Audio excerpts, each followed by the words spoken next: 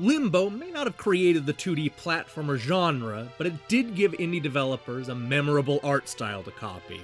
And copy they did, with games like A Walk in the Dark, Elemental, Monochroma, and many more lifting Limbo's silhouetted visuals and atmospheric tone.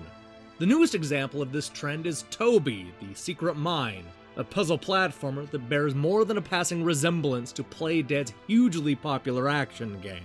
And while it gets the look and tone right, it's doomed to forever being another game's shadow. This is one of those platformers that tells a complete story without saying a single word.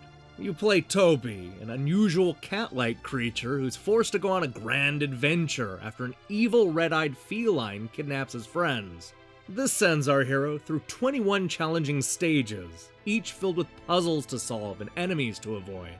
It's a tough road, but it's the only way Toby is going to rescue his 26 buddies.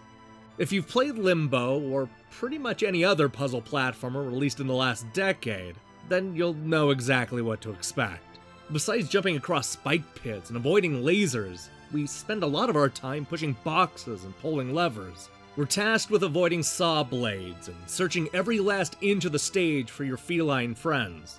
It's not an especially original game, but the core mechanics are sound, and the game is constantly throwing new obstacles your way. The problem is that most of the ideas lobbed at you are immediately forgotten. A good example of this is the stealth component introduced towards the end of the game. The idea is to hide behind the silhouettes while a rabid dog races by. This is a mechanic that's used exactly once, ditched entirely in favor of more crate pushing. The same thing can be said about the minecart stages and the section where you seemingly push a hanging platform. Things get even worse when we're asked to guess our way through a number of trial and error puzzles. One of the biggest offenders is a minigame that wants you to light up 8 rows of gems. Of course, we're not given any clues to the correct order, so we're basically just picking gems at random and memorizing what works. While this only takes a few minutes to solve, the constant failing and restarting is annoying. There are a few puzzles like this spread throughout Toby's 21 stages, and each one of them brings the game to a screeching halt. Unfortunately, the trial by error approach also seeps into the 2D platforming. The Secret Mine hides a lot of its deadliest obstacles in the shadows, giving us no warning when we're about to die. The game delights in cheap deaths, even giving you an achievement for dying a certain amount of times. This often feels like cheating. I'm fine with dying because I missed a jump or didn't time something right, but not because most of the enemies are impossible to see. The good news is that Toby has a great checkpoint system.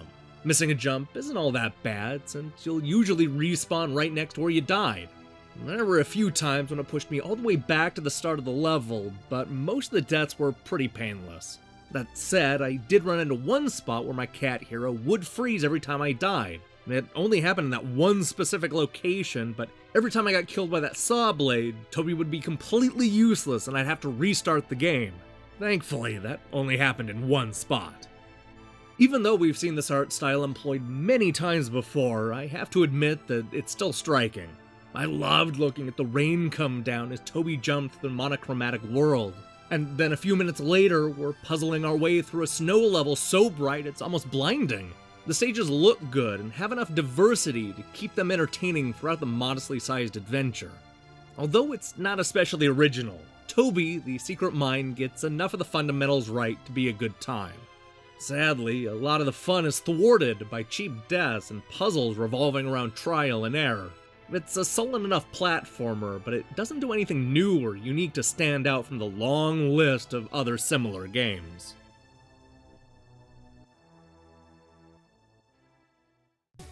Hey, thanks for watching our review of Toby, the Secret Mine.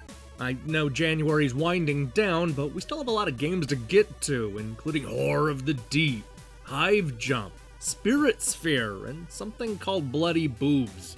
We're also just a few days away from introducing the world to our newest trivia game show. Expect full details shortly. We have a busy schedule lined up, so I recommend you click the subscribe button and support what we're doing here. Until then.